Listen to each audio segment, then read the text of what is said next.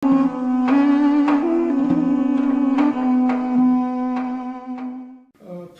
вот так, есть такое расхожее мнение, что Российско-Армянский союз является гарантом стабильности региона Южного Кавказа. Но я хочу спрашивать, а вы спрашиваете, допустим, у армян, у русских рядовых, других коренных народов Южного Кавказа, а такая стабильность им нужна? Когда вот Арцахи каждый день ожидают, что начнется война, будут гибнуть люди. В Азербайджане все коренные народы, талыши ожидают, что вот-вот Ильхам Алиев решит этот карабахский вопрос, потом приступит к окончательному уничтожению талышей и других коренных народов. В российском Северном Кавказе ожидают, что вот Азербайджан опять там цены на нефть поднимаются, опять нефтяной бум будет, деньги хлынут в Азербайджан, и Азербайджан начнет, допустим, дестабилизировать на Северном Кавказе. Уже начал. Вот поэтому я спрашиваю, нужна ли такая стабильность? Конечно, не нужна. Если этот союз только для того создан, чтобы поддержать эту ситуацию, там, статус-кво, сегодняшний, в регионе, допустим, Арцаха даже, да? Я думаю, что это ни армянам не нужна такая стабильность, ни самим русским. Поэтому, что надо предлагать? Что, как я думаю, есть, пока там существует угроза для стабильности, и мы просто будем потушить эту угрозу, сделать вид, что ничего не происходит, никакой стабильности не будет там. Вывод. Надо убрать угрозу для дестабилизации ситуации. Эта угроза для стабильности региона является Азербайджан. Нам надо объединиться, русские, талыши, армяне, все, чтобы убрать эту угрозу раз и навсегда. И после этого не будут, я это не лозунг говорю, ради Бога, чтобы вы смеялись, понимаете, чтобы вам понравится. Я вам говорю как специалист, понимаете, это совсем другие вещи, с полным серьезом, отнесись к этому. Пока эта угроза остается, и в российско-армянских отношениях никогда не будет стратегического партнерства, союза, вообще братства не будет. Потому что всегда, как Армения в своей политике вот оглядывается то в сторону Ирана, то в сторону России, то в сторону Запада, Россия также оглядывается в разные стороны, потому что мир взаимосвязан сегодня, нет абсолютно суверенных государств. И Россия тоже имеет какие-то там обязательства перед мировым сообществом. Поэтому надо в конкретном регионе решить конкретные вопросы и своевременно надо решить, и потом перейти ко второму пункту, как говорится. А так, если держать, ничего не получится. Сейчас о союзничестве вообще. России, Армения. Союзничество, я думаю, это как семья. В семье люди должны привыкать друг к другу. Поэтому разного рода бадания в семье, это естественно. Но, что опасно для российско-армянских отношений, именно сегодня, в переломный момент истории, когда вот во дворе бушует цунами, я думаю, что смешно говорить о каких-то кооперациях, я не знаю, о каких-то претензиях друг к другу.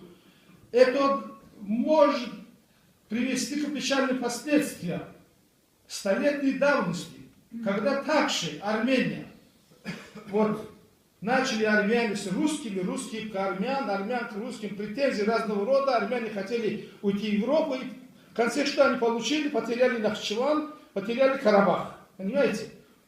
Я не говорю, что там виноваты армяне только, русские тоже виноваты, и сегодня тоже эта ситуация повторяется просто, понимаете? Что касается России, вот что за Россия? Вот в России есть специалист, отличный знаток этого региона, допустим, Станислав Николаевич Тарасов, и еще есть представитель власти, вот депутат, который выступил перед нами о бессмертном полку. Вот это и есть российская власть. России очень повезло, что сегодня у него есть хороший президент. Президент и народ едины практически. Но беда большая, что весь российский народ просто ненавидит это правительство, этих чиновников, этих губернаторов. Россия не может жить в таких условиях. Даже на верхних слоях власти в России существуют агенты, допустим, там, скажем, влияние Азербайджана, потому что миллиарды долларов израсходовали. Не случайно же во время Апрельской войны некоторые высокопоставленные чиновники российские на заседании Совета Безопасности впрямую предлагали Путину, чтобы Россия поддержала Азербайджан, а Армения к черту. Ну это же факт, понимаете? Пока мы будем бодаться, там дожди хорошие, или там, я не знаю, другое что-то там произошло, что-то там, мы потеряем время и потеряем свою судьбу своих народов. Поэтому сегодня Россия и Армения должны определить основные точки геополитики, основные угрозы и направить все свои условия к решению этих проблем. Наконец, еще об одном скажу и все, я прошу прощения. Говоря о союзничестве, вот армяне правильно делают, конечно, говорят, что союзничество должно быть равноправно. Несмотря на то, что Россия огромное государство, Армения маленькая, но если они союзники, значит равноправно должно быть. Правильно, так и должно быть. Я тут, сами знаете, не хвалю Россию ради Бога. Я хочу говорить об армяне. Давайте, товарищи армяне, если вы так требуете от России, отвечайте мне, вы сами к своим союзникам так же относитесь, равноправно или нет? Допустим, мы, талыши, во всеуслышание, во всем мире заявляем до сих пор, сегодня и будем заявлять, что армяне наши союзники. Союзники. Мы заявляем, что независимость Арцаха – это гарант существования талышского народа. Мы ведем информационную войну с Азербайджаном за Арцах. Потому что знаем, что завтра решит, если Ильхам Алиев, не дай Бог, вопрос с Карабахом, потом приступит к уничтожению талышского народа. Мы все это говорим и конкретно действуем. Но у нас же нет государства, чтобы по-другому действовать. Но на этом уровне мы можем это делать. Окончательно сделали для себя вывод, что вот Армения и Арцах наши союзники. Наряду с Россией и Ираном. С Россией более-менее понятно. Ираном вообще ничего не понятно. А с Арменией и Арцахом тоже ничего не понятно. Вот вы мне скажите, назовите хоть одного официального заявления, хотя бы депутата парламента Арцаха, министра иностранных дел или армянских политиков, кто вот на международном уровне озвучивал хотя бы проблему талышского народа. Хотя бы называл, что вот есть такой народ, политики, тем более геополитики, мелких деталей не бывает, понимаете? Вы требуете от России, чтобы Россия обращалась с вами как на равную, с равным партнером, а сами к своим партнерам, потенциальным партнерам, обращайтесь, вот, относитесь вот наплевательски просто. Да, у нас есть какие-то связи, контакты с Арменией, есть, но и все, больше ничего нет. Если так продолжится, еще раз говорю, на этих мелких вопросах, я не знаю, каких-то там проблемах, ничего не получим. Я один из тех, кто последовательно последние годы требует, обращаюсь к российским властям, чтобы Россия признала независимость Карабаха. Сегодня еще раз повторяю. Почему?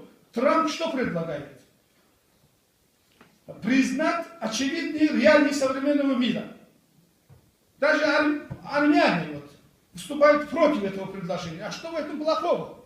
Он говорит то, что реально уже. Давайте признаем Иерусалим столицей Израиля, Карабах независимым, Крым в составе России, Абхазию, Осетию, всех этих. И дальше каждый народ, кто осознает себя и выступает в борьбу за свои права, признаем его права. А армяне выступают против этого. А вот в этот момент как раз Россия могла бы пойти на такой шаг, признать независимость Нагорного Карабаха и поставить точку. И дальше вы сами разрушили бы это квазигосударство под названием Азербайджан, и все народы этого региона жили бы в счастье, понимаете? Успехов вам. Спасибо за внимание.